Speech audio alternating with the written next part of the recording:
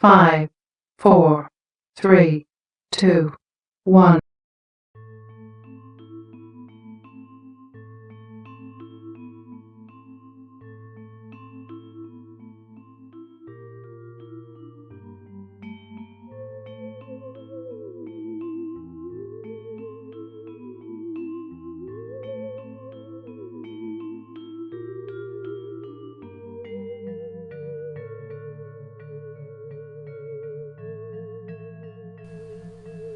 질의응답. 이번은 에피소드보다 얼마 전에 연락으로 귀신 보는 친구 농가에 Q&A를 적어보려고 한다. 이야기를 쓸 때마다 많은 분들이 친구 등록을 해주시고 많은 분들이 쪽지로 자신의 사정을 이야기하며 친구에게 물어봐달라고 부탁해 오시는데 친구 녀석은 자긴 영능력자도 퇴마사도 아니라며 그런 질문 받는 걸 싫어한다. 그래서 쪽지로 받은 많은 문의사항 중에 중복되는 몇 가지만 줄여서 올린다. 첫 번째 질문. 귀신은 정말 있는가? 혹은 사후세계는 존재하는 것인가? 그에 대한 답변은 있을 수도 있고 없을 수도 있다. 보이지 않고 느껴지지도 않는 사람에게 굳이 귀신의 존재를 인식시킬 필요는 없으며 난 남들이 볼 수 없는 특이한 것들을 보고 말하고 느끼며 현실보다 더 합리적인 그들의 이유로 인해 그들을 받아들이고 있다. 다른 귀신 보는 사람들 또한 마찬가지일 것이다. 보이지 않는 사람은 그냥 없다고 믿어라. 그게 속 편할 것이다. 두 번째 질문. 요즘 들어 가위에 자주 눌린다. 같은 꿈을 꾼다. 혹시 이것들이 귀신의 영향인가? 그에 대한 답변은 대부분은 그냥 꿈일 뿐이다. 그런 사람들의 이야기를 들어보면 아이러니하게도 꼭 귀신들은 일본 영화나 호러 영화에 나오는 것 같은 일괄적인 모습을 취하고 있다. 그 사람들이 본 귀신은 항상 몸 이리저리를 비틀고 거지 같은 소리는 요상한 모습으로 나온다. 그런 걸 보면 그 사람이 기억해내고 있는 의식이 꿈에서 형상화되었다는 게 참 맞는 근거인 것 같아. 그런 호러 영화 같은 귀신도 물론 존재하지만 보통은 육신을 잃은 의식의 발현이기에 그렇게 기괴한 모습을 띠고 있진 않다. 그리고 그렇게 무언가의 이유로 자신을 어필하고 싶은 귀신이라면 긴가민가한 꿈 따위론 절대 나오지 않을 것이다. 현실에서 제대로 확실하게 나타나겠지. 그땐 긴장하는 게 좋을 것이다. 세 번째 질문. 귀신이 해를 가할 수 있는가? 요즘 몸이 어디가 갑자기 이유 없이 아프다. 헛것이 보이기 시작한다. 혹시 이것들이 귀신의 짓인가? 그에 대한 답변은 아프면 귀신 탓하지 말고 병원부터 먼저 가라. 귀신은 쉽게 산 사람 몸을 건드릴 수 없다. 숨쉬는 이곳보다 더한 인과율이 그들에게 존재한다. 어떤 행동을 하기 위해 그보다 더한 인과율의 법칙을 감당해야 한다는 소리다. 만약 정말 귀신의 짓인 것 같다면 그 아프기 시작하기 전부터 자신이 누군가에게 죽을 만큼 잘못한 게 있나를 먼저 떠올려라. 그들의 인과율이란 말 그대로 자신의 존재를 걸 만큼의 각오일지도 모르니까. 네 번째 질문. 귀신이 보이는 것 같다. 어떻게 해야 하나? 그에 대한 답변은 우선 축하한다. 당신은 이제 혼자 있어도 심심하지 않게 되었다. 다섯 번째 질문. 귀신의 언어가 따로 있는가? 혹시 그들과 대화 가능한가? 그에 대한 답변은 물론 귀신의 언어가 따로 있다.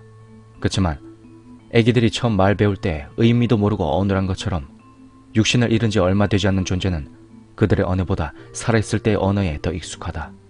반대로 죽은 지 오래된 귀신은 그들의 언어에 익숙하기에 대화가 거의 불가능하다. 그리고 오래된 귀신은 본 적이 드물다. 여기까지 추려보았다. 앞으로 이런 비슷한 류의 문의는 자제해 주셨으면 한다.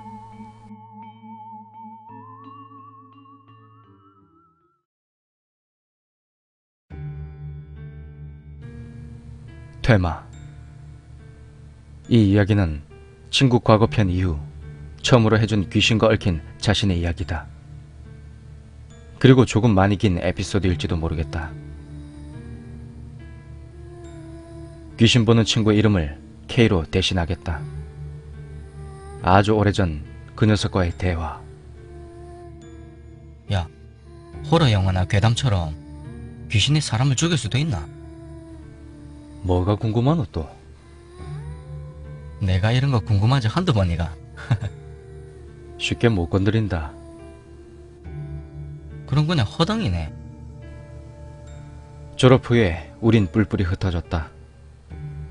머리가 나빴던 B와 C는 지방대학에 들어가 인천을 떠나게 되었고, A는 건설 현장에서 일하던 아버지를 따라 일을 배우러 다녔다. K는 20살의 반년이 지날 무렵 뜬금없이 친척이 있는 일본으로 간다고 했다. 나 혼자 쓸쓸히 인천에 남게 되었다. 많은 추억을 가졌던 학창시절도 졸업식과 함께 어른이 되며 끝이 나게 되었다. 그리고 시간이 조금 더 흘러 녀석이 비교적 늦은 군복무를 위해 귀국해 돌아왔고, 오랜만에 만난 녀석은 무뚝뚝한 모습 그대로였다. 녀석과의 술자리는 학창시절 옛날 얘기로 가득 채웠다. 그렇게 한 잔, 두 잔 술병을 비워가며 회포를 푸는데, 이상하게 3차까지 와서도 일본에 있을 때 이야기를 녀석은 한마디도 꺼내지 않았다. 내가 그래서 야, 일본에서 재미난 일 없었나? 일본 여자 사귀어봤나? 라고 이것저것 질문을 던지고 나서야 녀석이 말없이 소주를 두 잔 더 비우고 이야기하기 시작했다. 그리고 녀석이 취기 때문이었는지 뭐 때문이었는지 말을 아끼다가 녀석은 처음이자 마지막으로 귀신과 관련된 이야기를 먼저 꺼냈다. 위에 질의응답 편에서 언급했듯이 인과율이라는 것이 있고, 저 때보다 먼저 인과율에 대해 들은 시점이다. 네 혹시 원령이나 원기라고 아나? 뭐 사람한테 해코지하고 다니고 그런 거 주원 같은 데 나오는. 맞다. 비슷하다. 귀신이 쉽게 뭐 그런 거 못한다며. 사람 해치고 그런 거. 인과율을 포기하면 가능하다. 뭔 소리고 그게.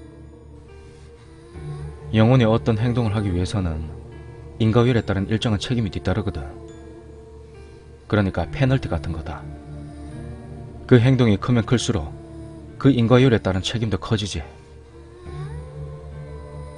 이쯤에서 사후에 관한 설명이 필요하지만 그 부분은 저도 녀석에게 한 번도 들은 적이 없었습니다. 녀석의 말에 따르면 사후에 대해 살아있는 자에게 제대로 언급한 순간 그 녀석이 죽은 뒤에 그만큼의 인과율을 받는다고 하더군요. 혼이 자신의 존재를 포기하고 인과율을 각오하면 원기라고 된다. 그러고 그 살아있을 때의 한, 그리고 자신이 각오한 인과율이 크면 클수록 그 힘도 강력해진다. 그 녀석이 일본에 있을 때 일이다. 녀석이 일본에 발을 디딘 순간 느낀 것은 자신의 고국과는 다르게 비교도 할 수 없을 만큼 많은 숫자의 혼령들이 곳곳에 상주하고 있었다. 그리고 한국의 무당집보다 더 많은 숫자의 크고 작은 무당집들. 일본의 첫 느낌은 귀신의 나라 그 자체였다. 시간이 흘러 녀석이 일본의 생활과 언어에 익숙해질 무렵, 녀석이 지내는 맨션과 같은 건물에 사는 Y라는 30대 초반 남자와 어느 정도 친해지게 되었다. Y는 트럭으로 개인 화물 일을 하고 있다고 했고, 딱 보기에도 젊었을 적 꽤나 한가락 하고 다녔겠거니 하는 외모를 가지고 있었다. 뭐 그 녀석 자신도 불량 학생이었으니 그 부분에 대해선 거부감이 없었던 것 같다. 가끔 그 Y와 술을 마시며 가깝게 지냈고, 그날 또한 Y와 동네 작은 주점에서 술 한잔하고 있었다. Y는 늘 술을 마시면 자신과 나이 차이가 많이 나는 어린 동생 이야기를 늘상 했다. 여고에 다니는 2학년. 이쁘고 공부도 잘한다고 항상 말하는 레파토리였다. 그는 그의 동생을 자랑스럽게 여기는 듯 했다. 여지없이 그는 그날도 자신의 동생 이야기를 했고, 얼마 후에 17살 생일인데 선물로 뭘 주면 좋아할지 요즘 애들 취향은 잘 모르겠다는 듯 시시껄렁한 얘기 따위를 했다. 그치만 그날은 그런 시시껄렁한 얘긴 잘 들어오지 않았다. 녀석은 그날 주점에서 처음 봤다. K 자신의 온몸이 저릿저릿해져 올 정도로 강한 기운을 뿜어내는 홀령을. K는 그 존재가 뿜어내는 위압감에 아무것도 할 수가 없었다. 이거 원기다. 그것도 아주 지독한. 그치만 그것의 형체를 보려고 해도 봐지지가 않았고, 들으려고 해도 들리지가 않았다. 그저 느낄 수 있는 것은 여자라는 것뿐. 아니, 더 솔직해지자면 무의식적으로 외면했던 것 같다. 보지도 듣지도 않기 위해. K는 자신의 할아버지에게 얼핏 들은 기억이 떠올랐다. 수명이 다해 죽은 사람보다 제명을 못 살고 사고 같은 걸로 죽은 사람은 장례할 때 더욱 조심해야 한다고. K는 원기를 많이 봐왔지만 이번만큼은 처음이었다. 도대체 어떻게 죽으면 저렇게 될 수 있는 것인가? K는 Y의 말을 듣는 둥 마는 둥 하며 자리를 정리하려 했다. 그치만 자리를 정리해도 뭔가 달라지진 않을 것 같았다. 그 여자는 Y의 옆에 서서 미동도 하지 않았다. 녀석과는 관계가 없는 것이니 Y를 추궁해봐야 했으나, 다짜고짜 추궁한다고 해도 이상한 놈 될 것 같은 뻔한 느낌이 들며 그 여자가 없는 곳에서 무언가 대화를 나누어야 할 것 같았다. 아무튼 K는 술자리를 정리하고 주점을 나왔다. 다행히 그 여자의 기운이 조금씩 멀어졌다. 따라오고 있지는 않았다는 거지. 맨션에 도착해 Y가 들어간 것을 보며 녀석도 자신이 사는 층으로 올라갔다. 열쇠로 현관을 열고 문을 열고 들어가는데 현관 센서가 켜지지 않는다. 무언가 비릿한 냄새가 났다. 한기. 어두운 방 안에 말 그대로 얼어붙을 것 같은 한기가 방 안에 가득 차다 못해 넘쳐나는 느낌. 그리고 그 한기는 녀석에게 가까워졌다. 그리고 귓가에 나지막하게 울려 퍼졌다. 방해하지마. 숱하게 귀신을 봐왔고 후에 나이가 들며 그들의 모습은 아무것도 아니게 되었지만, 어릴 적에 느꼈던 낯선 존재에 대한 두려움이 존재 자체가 주는 위압감. 농담조로 녀석은 얘기했다. 우습지만 K는 그때 내 생각이 잠깐 났다고 한다. 그놈이 있었더라면 하고. 녀석도 살아오며 별별 단맛 쓴맛 다 봤다. 시간이 조금 흐르니 정신이 차려지기 시작했다. 그 여자에게 말했다. 살아있는 존재에게 해를 가하면 너 역시 무사하지 못할 거다. 그러자 갑자기 그 여자가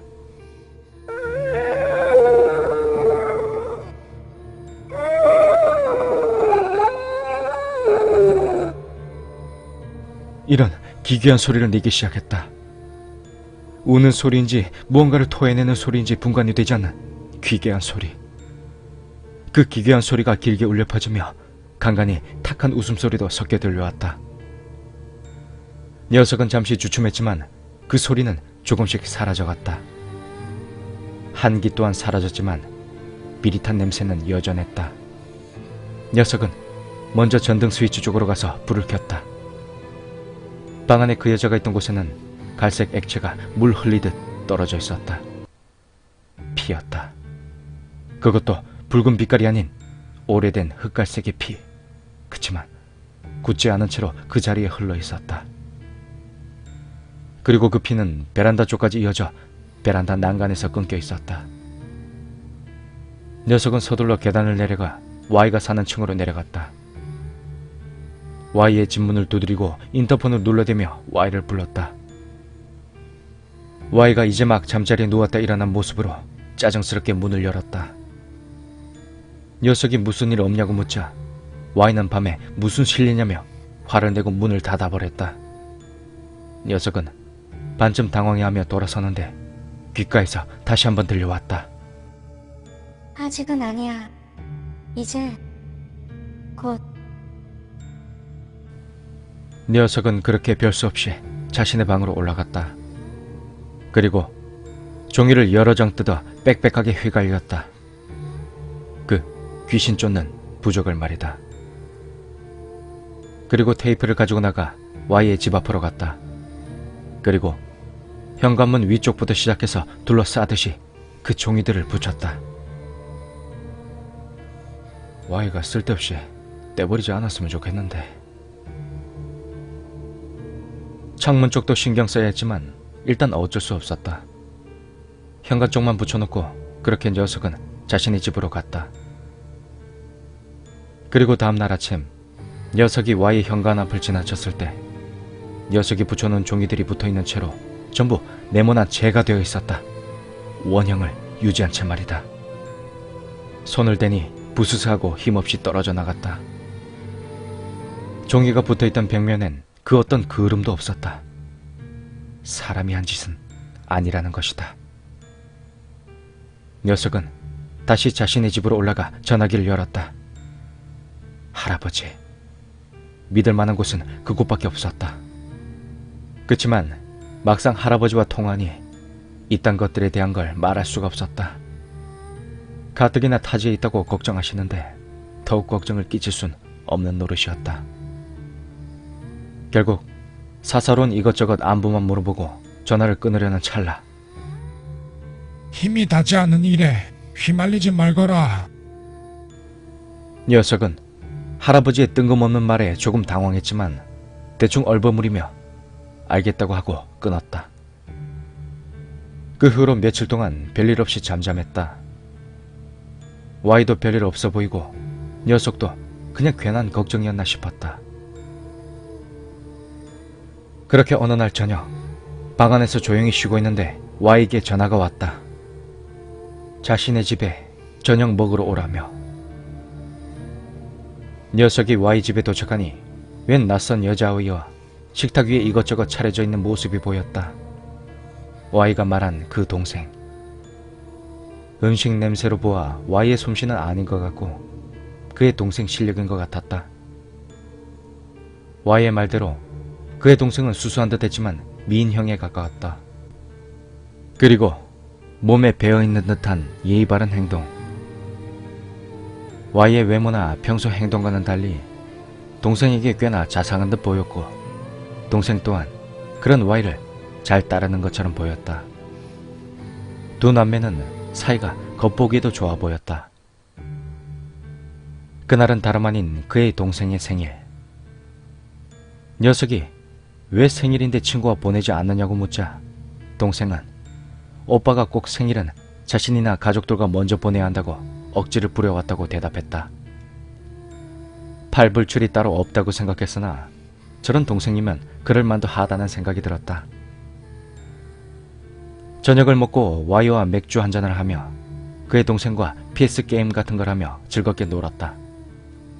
그러다 보니 시간이 어느덧 흘렀고 녀석은 자신의 방으로 돌아가겠다고 했다. 그의 동생도 이제 가봐야겠다며 일어나자 Y는 늦었는데 자고 가라며 잡았다. 동생은 오빠네 집에서 자면 오빠가 깨워주지 않아서 늘 학교에 지각한다며 자리에서 일어났다. 그의 동생은 Y에게 받은 큰 고민형을 안고 길을 나섰고 Y와 녀석은 동생을 적당히 배웅을 나섰다. 그리고 동생이 가는 뒷모습을 지켜보는데 그의 여동생의 모습이 어둠 속으로 조금씩 보이지 않을 때쯤 뭔가 이상하다. 녀석은 갑자기 미친 듯 동생이 뒤를 따라갔다. Y는 갑자기 왜 그러냐며 녀석을 따라왔고 한참을 뛰자 컴컴한 곳에서 그의 여동생이 기절해 쓰러져 있는 것이 보였다. Y는 동생을 계속 깨우며 이게 무슨 일이냐며 혼잣말인 듯 소리 질렀다. 녀석은 그때 보았다. 그의 동생이 저 멀리서 그 여자에게 머리채를 붙잡혀 어떠한 저항도 없이 끌려가는 모습을. Y는 구급차를 불러 기절한 동생을 응급실로 데려갔다. 사실 병원 가도 별 수 없을 거란 말을 하고 싶었지만 별로 그 상황에서 통할 것까지는 않았다. 녀석도 무언가 심상치 않아 보여서 같이 따라 나섰다. 그리고 어느 타이밍에서 그 여자 얘기를 꺼내야 하는지 머뭇거리고 있었다. 응급실에 그의 동생을 눕히고 의사에게서 외상이나 별다른 증상은 없고 가벼운 쇼크로 인해서 그런 것 같다고 말을 들었다. 입원할 정도는 아니니 잠시 링거를 맞고 휴식을 취해라 등등 형식적인 진단을 들었고 얼마 지나지 않아 Y의 부모님 같은 분들이 찾아왔다. 그의 부모님들은 이게 무슨 일이냐고 묻는 듯 했고 Y가 자초지종을 설명하는 중 그의 동생이 정신을 차리고 깨어났다. Y와 그의 부모는 괜찮냐고 도대체 어떻게 된 거냐고 캐물었고 그의 동생은 갑자기 길을 가다가 숨이 막혀왔고 그 뒤론 기억이 나지 않는다고 했다. 그런데 갑자기 그의 동생이 가슴 부분이 아프다고 통증을 호소했고 동생의 블라우스에 피가 스며드는 것이 보였다. 그의 부모들은 서둘러 간호사를 불러 상태를 봐달라고 했다. 밖에서 기다리고 있던 녀석이 Y에게 들은 얘기는 동생의 가슴에 무엇인가로 긁은 듯 깊이 패인 자국으로 마지막 생일 축하해 라고 쓰여져 있었다고 한다. 당황스럽지만 분명 간호사들이 그녀의 호흡을 돕기 위해 블라우스에 단추를 풀었을 때 그런 상처는 분명히 보이지 않았다고 했다. 녀석은 그 여자의 존재에 대해 이제 말을 해야 한다고 생각했고 Y에게 먼저 예전에 크게 원한을 살 만한 일이 있냐고 물어봤다. Y는 그딴 녀석이 한둘이겠냐며 농담조로 얘기하다가 잠시 동안 무언가를 떠오른 듯 해보였고 초조한 듯한 표정을 지었다. 녀석이 그런 일이 있었냐고 되묻자 Y는 정색하며 그딴 일 없다고 대답했다. 녀석은 더 이상 죽어가지 못하고 전에 할아버지와 통화했던 기억이 떠올라 일본에선 신사에 있는 스님 같은 사람들이 위령 같은 걸 해주는 행위를 한다고 들은 적이 있으니 무슨 일이 더 생기기 전에 신사 같은 곳에 찾아가라고 전했다. 그렇게 녀석은 Y를 두고 집으로 돌아왔다. 그리고 돌아와 잘 준비를 하고 잠자리를 펴고 잠이 들었다. 얼마나 잠이 들었을까. 갑자기 누군가 현관을 두드리는 소리가 들려 녀석은 잠에서 깼다. 누구냐고 부시시한 목소리로 물어보니 Y였다. Y는 다짜고짜 녀석에게 도와달라고 말했다. 아까 신사 어쩌고 한 게 무슨 의미냐고. Y는 잔뜩 겁에 질 모습이었다. 녀석은 이런 상황이 늘 익숙했다. Y를 진정시키며 무슨 일이냐고 차근차근 물어봤다. Y는 동생을 부모님에게 맡기고 집으로 돌아왔다고 했다. 집에 돌아와서 전등을 켜고 입고 있던 옷을 벗으려 하자 전등이 나가버렸다고 한다. 짜증을 내며 스위치 쪽으로 다가간 순간 전등이 들어왔고 그렇게 전등이 깜빡깜빡하며 꺼졌다 켜졌다를 반복했다고 한다. 그리고 깜빡거리는 방 안에서 그의 눈에 들어온 건 허리까지 내려오는 칠흑 같은 흑발에 긴 머리에 온통 검은 옷과 검은 빛깔 같은 느낌의 여자. 여자의 머리는 피 같은 것이 굳어서 떡이 져 있었고 그렇게 머리카락으로 얼굴이 보이지 않는 채로 구부정한 자세로 손을 늘어뜨리며 우는지 웃는지 온몸을 기분 나쁘게 그리고 천천히 들썩거렸다고 한다. Y는 온몸에 튀어나올 정도로 소름이 돋았고 미칠 듯한 공포감에 조금씩 뒷걸음을 쳤는데 그 여자가 손을 쭉 뻗어 Y의 목을 움켜잡았다고 한다. 어찌나 세게 잡혔는지 캐캐기는 소리조차도 못 내며 버둥거리는데 그때 그 여자가 몸을 들썩이며 그 여자에게서 소리가 들렸다고 한다. 이러지 마. 이러지 마. 그 소리에 Y는 혼절할 듯한 공포감을 느꼈고 갑자기 눈앞이 깜깜해지고 기절하기 직전 그 여자가 사라졌다고 한다. Y는 패닉 상태에 빠져 있다가 그래. 환영이다. 환영일 거야. 이렇게 억지로 스스로를 다독이며 화장실로 향했는데 거울을 본 순간 자신이 움켜졌던 목에 있는 손바닥 자국과 5개의 깊이 파인 손톱 자국을 보았고 그보다 거울로 자신의 뒤에 여전히 구부정하게 서 있는 그 여자의 모습을 보고 미친 듯이 집 밖으로 뛰쳐나와 녀석의 집으로 온 것이다. Y는 녀석이 자신의 말을 믿지 않을 거라 생각했는지 증거처럼 남아있는 자신의 목의 자국을 보여주었다. Y의 얘기를 들은 녀석은 다시 한번 Y에게 누군가에게 크게 원한을 산 적이 있는지 물었다. Y는 아까처럼 그런 거 없다고 같은 대답을 했지만 뭔가 석연치 않아 보였다. 일단 당신의 방에 한번 가봐야 되겠네요. 안 돼. 아직 그것이 있을지도 몰라. 녀석이 Y에게 그럼 혼자 다녀올 테니 잠시 여기 있으라고 하자 무섭다고 하며 머뭇거리다 녀석을 따라 나섰다. Y의 집 현관을 열자 전에 그 여자가 녀석에게 찾아왔을 때처럼 기분 나쁜 비릿한 냄새가 났다. 역시 진짜로 찾아왔던 건가? 그치만 그 여자의 기운은 남아있지 않았다. 지금은 사라진 듯 했다. 방 안은 불이 온통 깜깜했다. 녀석은 전등 스위치를 찾았다. 자신의 방과 구조가 같으니 그리 어려운 일은 아니었다. 불을 켜자 방 안이 환해지며 방의 전경이 눈에 들어왔다. 그리고 그 여자가 있었던 곳으로 추정되는 자리에 녀석의 방에서와 똑같이 흑갈색에 굳지 않은 오래된 피가 쏟아져 있었다. 그리고 Y가 말한 대로 화장실에도 똑같이 그 핏자국이 있었다. 그때 갑자기 Y가 이게 뭐야? 하며 소리를 질렀고 녀석은 그 소리에 반응하고 Y가 있는 쪽으로 갔다. Y가 동생에게 선물했던 곰인형. 녀석이 바닥에 피해 신경 쓰느라 미쳐보지 못한 것이다. 아니, 이게 왜 여기 있지? 이 모습은 또 뭐고? 분명 그 인형은 그의 동생이 가지고 갔었고 그의 동생이 기절했을 땐 어디로 갔는지 보이질 않았다. 그치만 Y의 방 안에서 발견된 곰인형은 온전한 모습이 아닌 여기저기 처참하게 찢겨 군데군데 솜이 튀어나온 흉측한 모습이었다. 그 순간 강한 기운에 어디선가 느껴졌고 녀석은 그것이 다시 왔나 싶어 시선을 그쪽으로 돌렸다. 녀석의 시선이 머문 곳은 한쪽 벽면의 TV 쪽, 그리고 TV 옆에 놓여져 있는 DVD 캠코더가 작은 불빛을 반짝거렸다.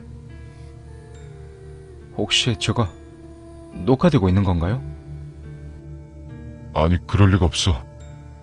한동안 쓰지 않고 그냥 옆에 놔둔 것뿐일걸. 녀석은 그래도 한번 확인을 해봐야 되겠다고 하고 Y는 케이블을 찾아 TV를 연결시키기 시작했다. 녹화돼 있을 리 없다는 그 캠코더를 연결하니 TV 화면에 기분 나쁜 노이즈가 넘쳐 흘렀다.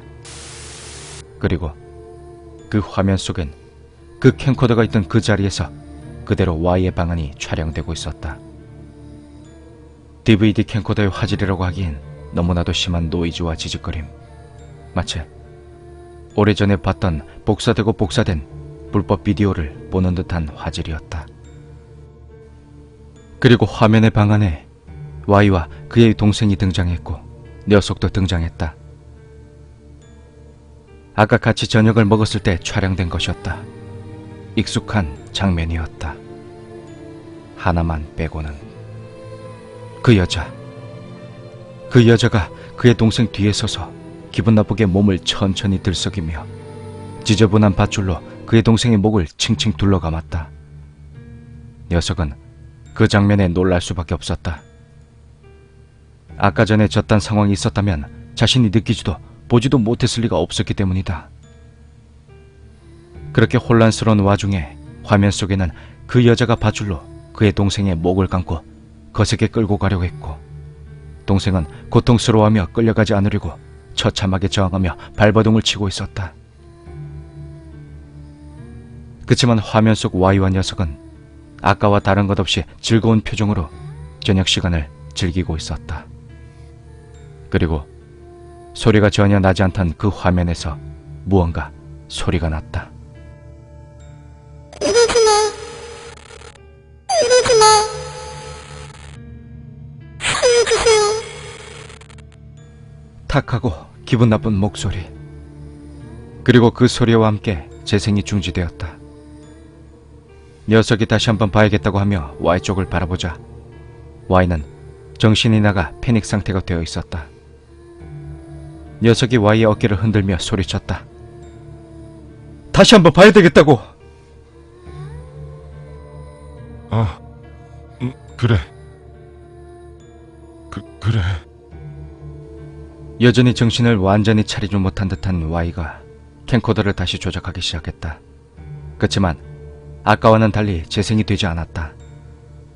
믿을 수 없게도 공 DVD 상태였던 것이다. 녀석은 일단 DVD는 자신이 처리하겠다고 하고 Y에게 DVD를 빼주길 요청했다. 캠코더에서 DVD를 꺼내주는 Y를 향해 녀석은 다시 한번 질문했다. 진짜 누군가한테 크게 원한 살 일 없어요? 예? 없어. 그런 거 없다고. Y가 무엇인가를 감추는 듯 했지만 녀석은 더 이상 캐물을 수는 없었다. 무엇보다 아까처럼 더 이상 휘말려서 좋을 건 없겠다는 생각이 여전히 들었기 때문이다. 다행이네요. 만약에 원한 때문에 이러는 거면 적당히 하고 끝낼 것 같지 않아 보이거든요. 녀석은 멍하니 있는 Y를 바라보며 말했다. 녀석이 방 안을 나서려고 하자 무섭다고 붙잡는 Y. 녀석은 그런 Y를 뿌리치고 그리고 하루빨리 동생을 신사에 데려가라는 말 또한 남기고 자신의 방으로 돌아갔다. 신경 쓰지 말자. 그 후론 별다른 이상은 없었다. 그 여자도 녀석이 앞에 더 이상 나타나지 않았고 Y랑 마주치는 일도 연락이 오는 일도 없었다. 아마도 동생 때문에 자신의 본가로 돌아간 듯 했다.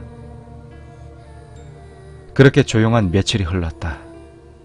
여느 때처럼 평온히 지내는 와중에 전화벨이 울렸다.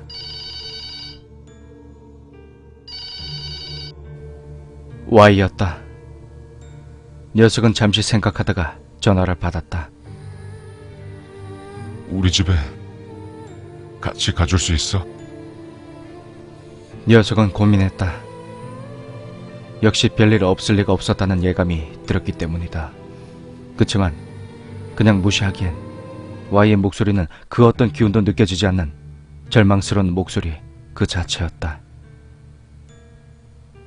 녀석이 전화를 끊고 몇십 분 후에 맨션 앞에서 기다리고 있으니 Y가 나타났다. 며칠 동안 잠을 한숨도 자지 못한 것 같은 초췌하고 피곤한 모습으로. Y의 차로 그의 집까지 가는 중에 녀석은 그동안 무슨 일이 있었냐고 물었고 Y는 가서 전부 얘기해주겠다는 대답 외에 그 어떤 말도 하지 않았다.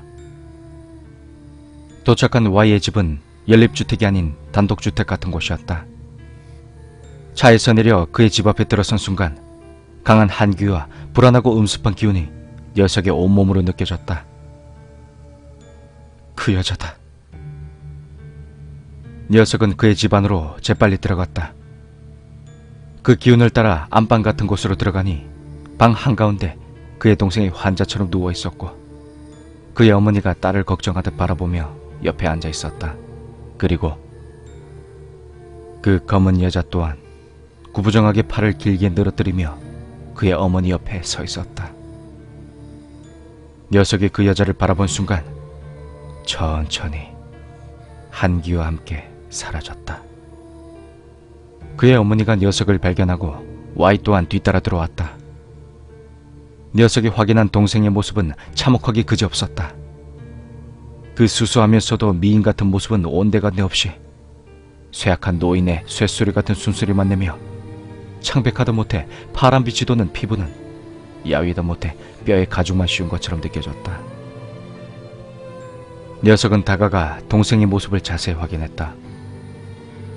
온몸은 알몸으로 시멘트 바닥에 끌려다닌 것 마냥 거친 찰과상 투성이었고 목과 양 손목 발목에 붉은 빛 자국이 강하게 남아있었고 그 붉은 빛 자국 안은 여기저기 창이 돋아 흉측한 모습이었다.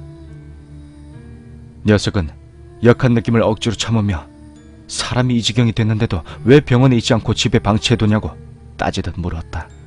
그러자 그의 어머니가 병원에 있으면 가족들이 아무리 자주 찾아온다 해도 혼자 입원해 있는 시간이 무섭다며 딸이 강하게 거부했다고 했다.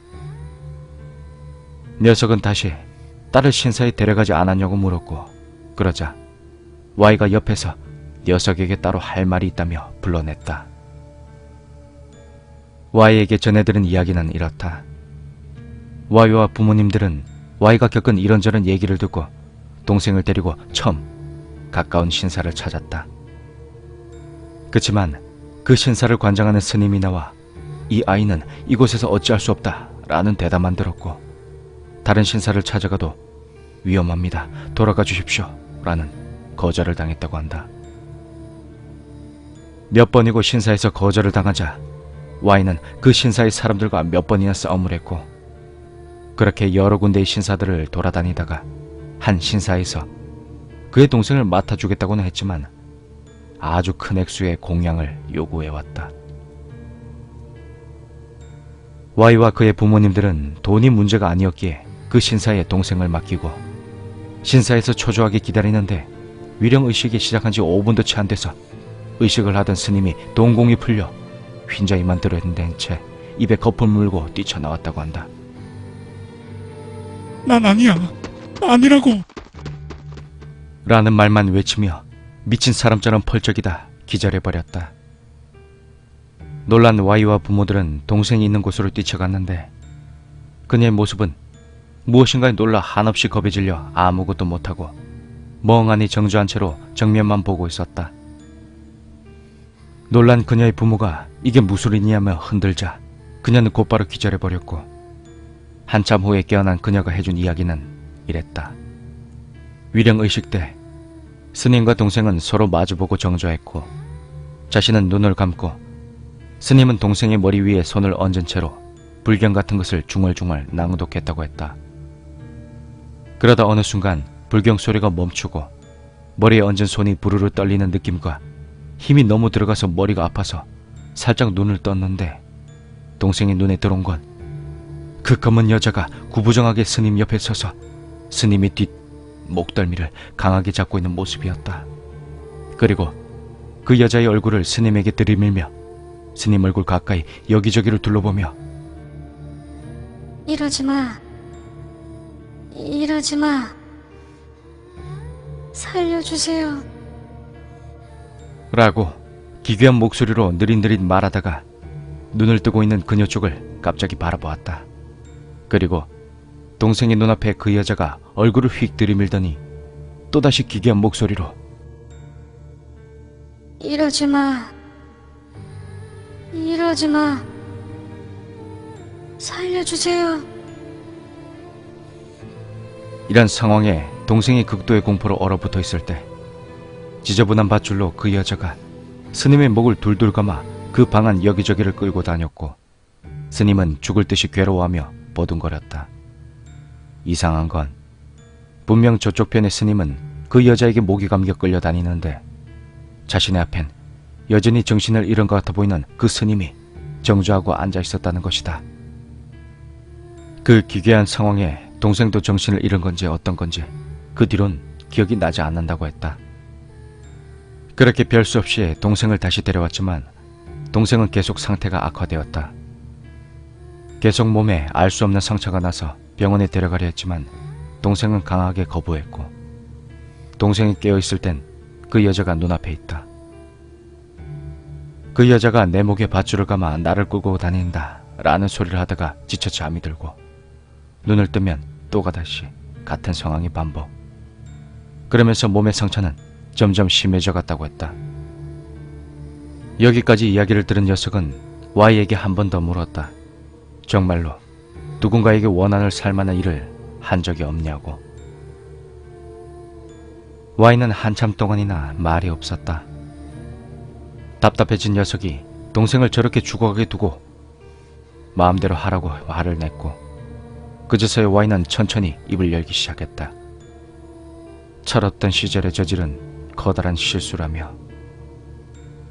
당시 Y가 2학년이던 시절, Y는 3학년들조차 다 싸움으로 잡아버린 학교의 우두머리였다.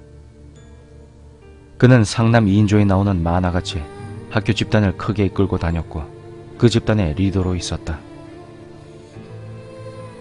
당시 Y와 같은 반 학생 중에 전교에서 이지매를 당하던 유코라는 여자애가 있었는데, 그 아이는 1학년 때부터 이지매를 당했다. 집안이 어려운 듯 지저분한 교복 차림과 쾌쾌한 냄새, 그리고 매일 감지 않는 머리는 따돌림을 당하기에 충분했었나 보다. 유코는 이쁘지 않은 평범한 얼굴의 여학생이었지만 가슴이 비정상적으로 커서 교복 블라우스 단추를 잠그지 못한 채로 늘 열린 블라우스 속에 티셔츠를 입고 다녔다고 했다. 짓궂은 아이들은 유코를 벽에 세워두고 가슴을 주물럭거리며 놀았고, 싫다고 하거나 저항을 하면 폭력을 가했다. 유코가 그 정도의 이지매와 추행을 당하면서도 꿋꿋이 학교에 나왔던 이유 중에 하나가 Y의 패거리 중에 있던 쇼타라는 그 아이 때문일지도 몰랐다. 쇼타는 잘생기고 여학생들 사이에서도 인기가 참 좋았다. 유코 또한 쇼타를 짝사랑했다. 아이들이 유코의 일기장을 뺏어서 보다가 쇼타를 좋아한다는 내용 때문에 알게 되었고, 너 같은 게 감히 쇼타랑 어울리냐며 그 또한 아이들에게 괴롭힘거리가 되었다. 그리고 비극적인 사건의 시작은 유코의 생일날 일어나게 되었다.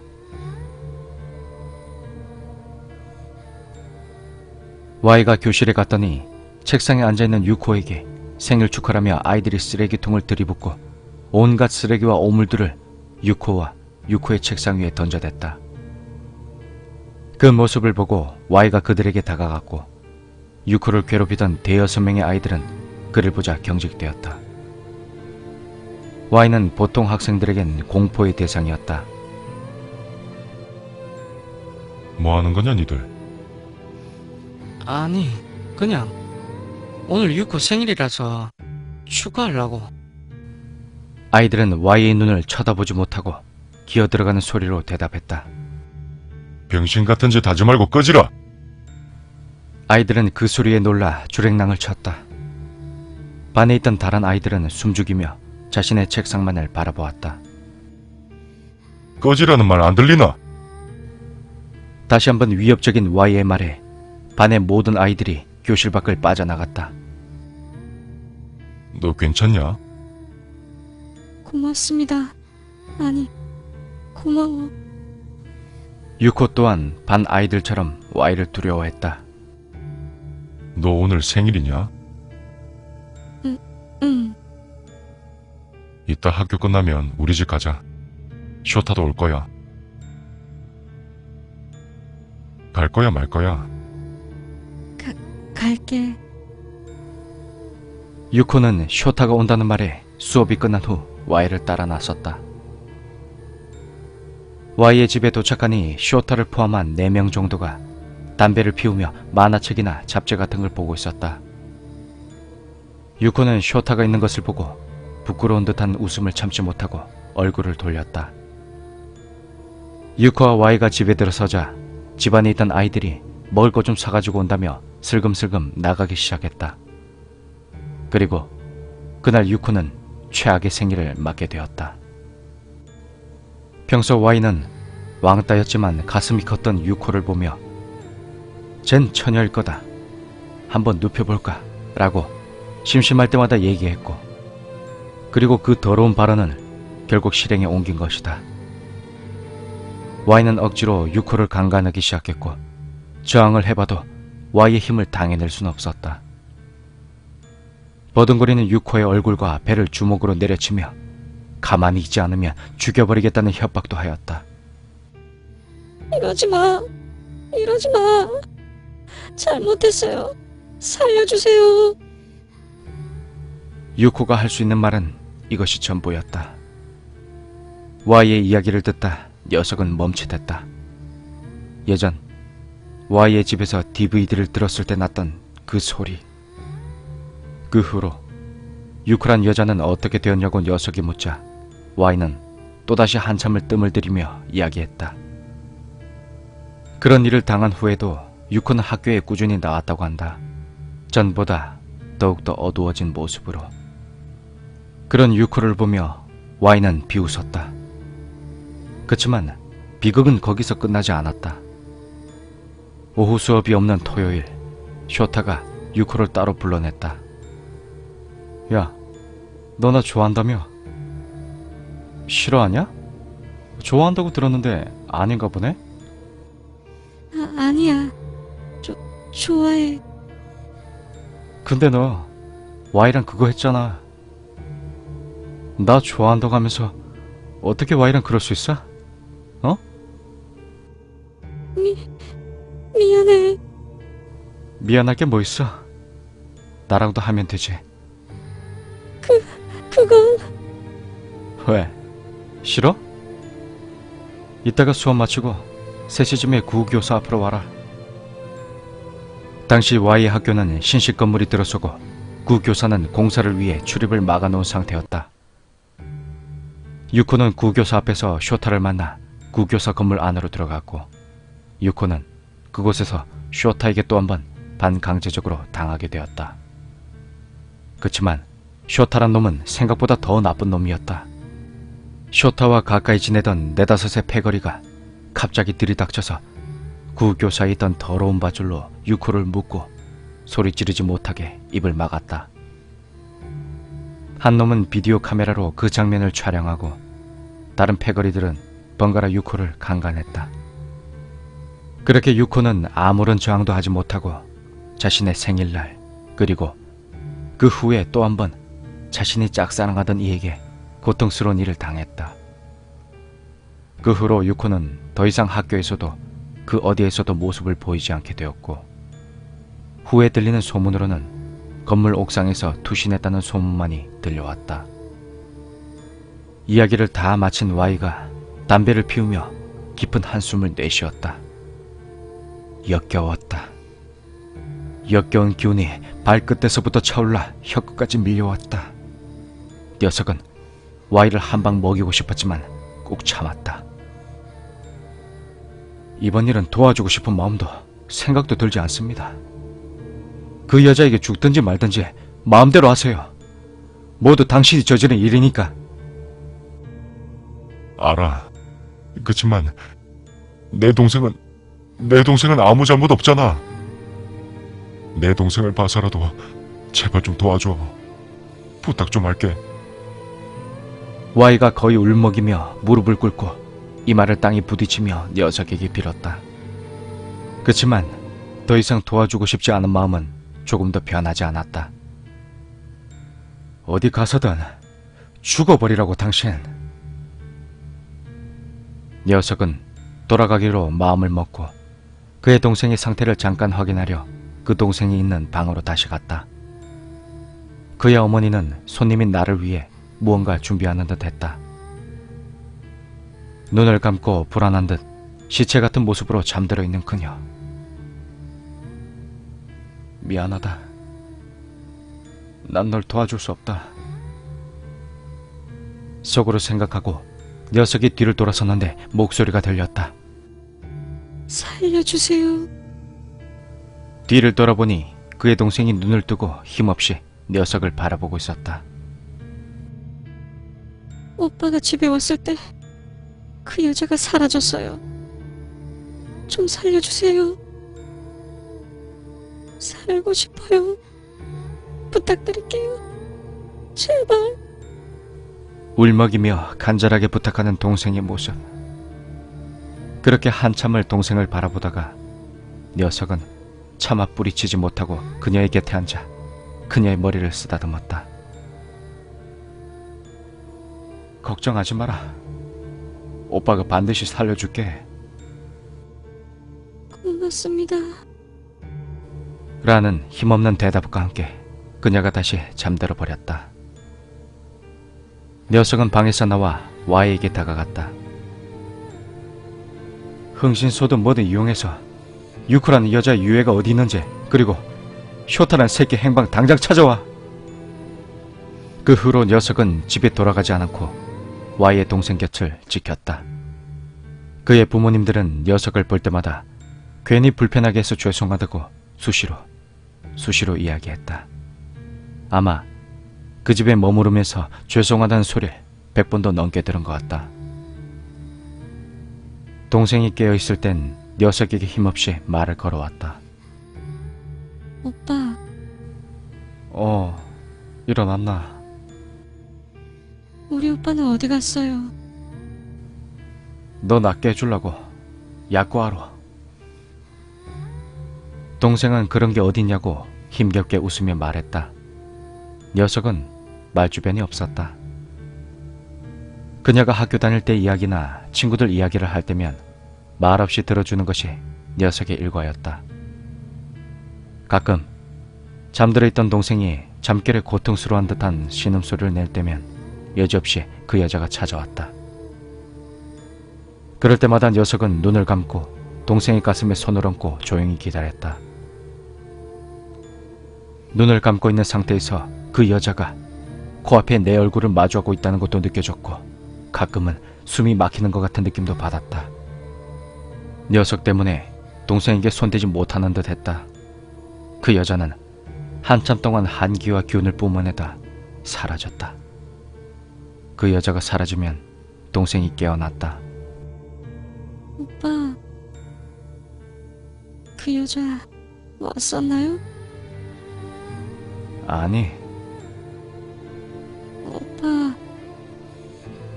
응? 고마워요. 그렇게 그 여자가 찾아왔다 사라졌다를 반복하고 며칠이 지난 생각보다 오래 걸리지 않은 시간에 Y가 집으로 돌아왔다. 시간을 더 지체할 수 없기에 녀석은 바로 Y를 따라 나섰다.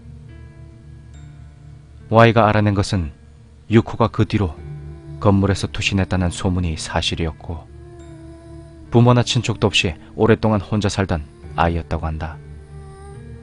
유코의 유해는 알려지지도 지명도 이름도 없는 사는 작은 신사에 있었다고 했다. 쇼타란 녀석은 죽었어. 죽었다고. 살아있다면 오히려 신기한 거겠지. 죽기 전까진 내 동생처럼 몸에 알 수 없는 상처를 시달렸고, 이상한 여자가 자기를 죽이려 든다는 등 정신 발작을 일으켰나 봐. 그래서 정신병원에 감금되다시피 지내다가 결국 아무런 원인도 찾지 못하고 죽었다고 해. 그 녀석 부모들도 병원으로 향하는 와중에 원인 불명의 교통사고로 둘 다 죽었다고 하더군. 그 부모의 사고도 그 여자의 짓일 거라는 직감이 강하게 밀려왔다. 그리고 알 수 없는 불길한 예감이 스쳐 지나갔다. 도착한 곳은 크지도 작지도 않은 산. 오랫동안 사람의 출입이 없었던 듯 사람들이 지나다니며 자연스레 만들어졌던 산길이 다시 수풀과 덩굴로 우거져 있었다. 한참을 산길을 따라가니 신사가 있음을 알려주는 도리가 보였다. 이상한 건 무언가를 봉인해 놓은 것처럼 굵은 동아줄과 부적 같은 걸 서로 엮어 도리의 양기둥에 가로로 묶어 놓았다.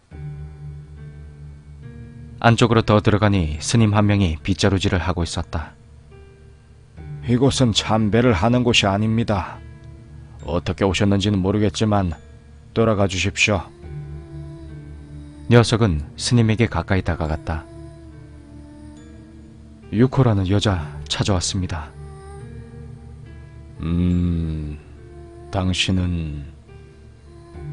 스님은 잠시 침묵을 지키다 안내하겠다고 앞장섰고 녀석과 Y는 스님의 뒤를 쫓았다. 스님이 안내한 곳은 유코의 유골이 있는 제단.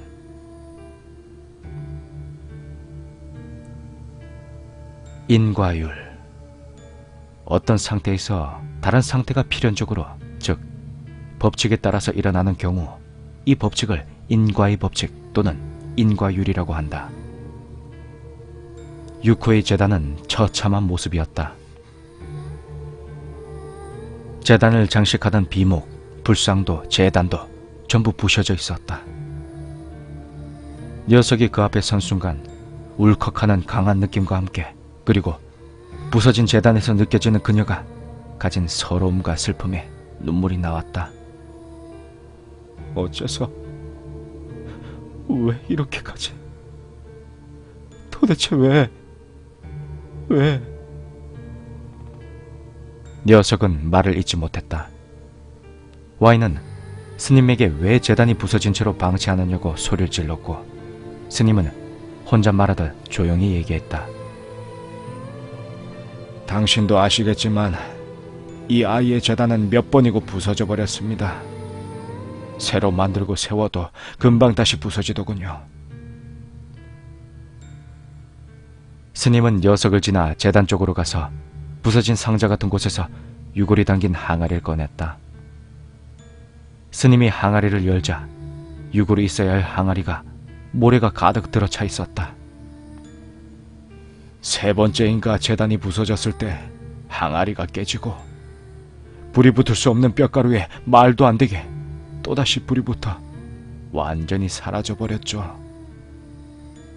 이 아이가 어디서 무엇을 하는지 지독히도 인과를 겪고 있는 것 같습니다. 인과라는 게 도대체 뭐야? Y가 물었다. 홀령들은 그들의 세상으로 가기 전에 여러 가지 이유로 이곳에 머무릅니다. 그런 와중에도 살아있을 때와 마찬가지로 다른 홀령을 핍박하고 다른 홀령 위에 군림을 마련드는 홀령도 있을 겁니다. 시답지 않은 장난 따위를 치려는 홀령도 있을 것이고, 생전의 원한 따위로 살아있는 존재에게 해를 입히려는 홀령도 있겠죠. 그치만 법관도 경찰 같은 것도 그들에게 있을 리 없겠죠. 인과는 그들에게 일종의 질서입니다. 자신의 어떤 행위에 대해 그 이상의 벌이나 고통을 스스로 받게 합니다. 스님이 부서진 제단에서 향을 꺼내 향을 피우며 이야기했다. 이 아이가 어디서 무엇을 하는지는 모르겠지만 자신의 육신에 흔적조차 소멸될 정도의 인과를 받고 있는 것을 보면 지금의 존재 또한 무사하지는 않을 것 같아 걱정스럽군요. 녀석과 Y는 더 이상 아무 말도 할 수 없었다. 녀석은 스님에게 인사를 한 뒤 신사를 나와 산을 타고 왔던 길을 내려갔다. 유코는 우리가 그렇게도 원망스러웠을까? 아가리 찢어버리기 전에 닥쳐라. 무엇이 그렇게? 시끄러우니까 제잘되지 말고 닥치라고. 녀석은 Y의 말을 끊어버렸다. 녀석에게 Y는 더 이상 인간으로 보이지 않았다. 그저 유코가 가지고 있는 원한과 인과의 일부를 그녀의 재단에서 느꼈을 때 알 수 없는 슬픈 감정이 밀려왔다. 케이군, 난 잠시 들를 곳이 있으니 먼저 동생에게 가주지 않겠어? 녀석은 Y의 말에 대답도 하지 않고 그의 동생에게 발을 돌렸다. 쇼타라는 녀석의 일가족을 몰살시킨 여자다. 동생을 오랫동안 혼자 두면 위험하다는 생각에 더욱 초조해하며 서둘렀다. 그렇게 Y의 집으로 돌아가는 와중에 전화벨이 울렸다. Y였다. 케이군, 뭐요? 내가 죽으면 유코도 내 동생을 용서해 줄까? 당신 그게 무슨... 부모님에게도 동생에게도 케이군이 적당히 잘 둘러대졌으면 좋겠어. 이봐, 당신 지금 무슨 짓 하려는 거야? 어? 케이군에게 이런 부탁해서 미안해. 난 누군가에게 피해만 주고 사네. 내 동생 잘 부탁해. 전화기를 어딘가에 내려놓는 소리, 그리고 하는 소리, 이어 들리는 사람들의 비명소리. 유코에 대한 사과의 의미였을까? 동생 대신 자신의 목숨으로 대신하자는 등각 교환의 의미였을까? Y는 유코처럼 스스로 몸을 던져 자살했다. 녀석은 고민했다. Y에게 가야 하나, 아니면 Y의 부탁대로 동생에게 가야 하나. 녀석은 일단 Y가 무사하기를 빌며 동생 쪽으로 발길을 재촉하기로 했다. Y가 죽는다면 그것이 그의 마지막 유언이고 부탁이 될 테니. Y의 집 앞에 도착하자 녀석은 혼란스러운 상황이 자동으로 정리되었다. 그 여자가 왔다. 한기가 아닌 집 밖으로까지의 지독한 살기를 내뿜으며. 녀석은 서둘러 집 안으로 들어갔다. 집 안은 사우나에 들어온 것처럼 숨쉬기가 곤란할 정도로 어마어마한 살기로 가득 차 있었다.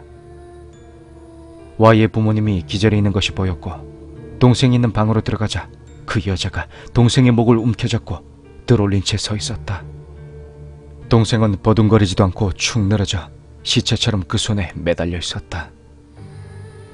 그만둬. 아무 상관도 없는 애한테 뭘 어쩌겠다는 거야.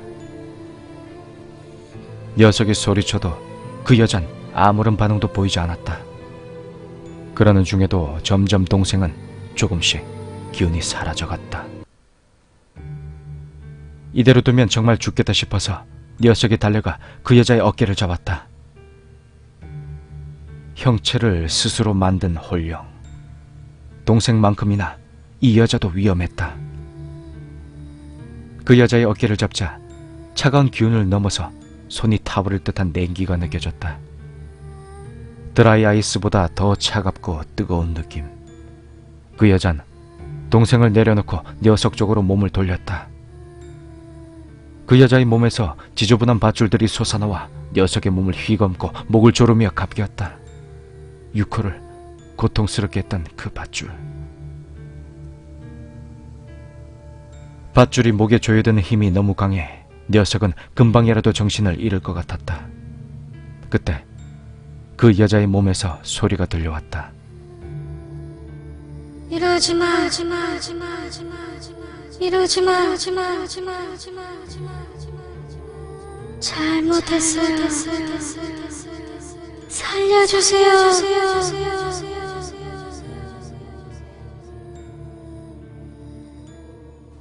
유코! 녀석이 나지막히 내친 순간 유코의 홀령은 멈칫하며 밧줄에 힘이 풀렸다. 도대체 왜 이런 짓을 하는 거냐? 녀석의 물음에 유코는 그제서야 천천히 대답했다. 놈들은 나에게 모든 것을 앗아갔어. 소소한 기쁨, 애정, 기대, 희망까지. 그래서 기다렸나?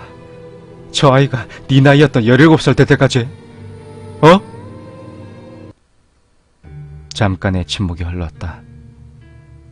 예상했던 대로 Y의 눈앞에서 저 아이를 먼저 죽일 작정이었구나. 근데 미안해서 어쩌지? Y는 이미 죽어버렸을지도 모르는데. Y는 당신에 대한 사죄의 의미로, 그리고 자신의 동생을 살려달라는 의미로 당신과 똑같이 투신했다. 이젠 상관없어. 유코의 홀령이 또다시 동생 쪽으로 다가갔다. 그만둬! 더 이상 인간을 쌓지 말란 말이다.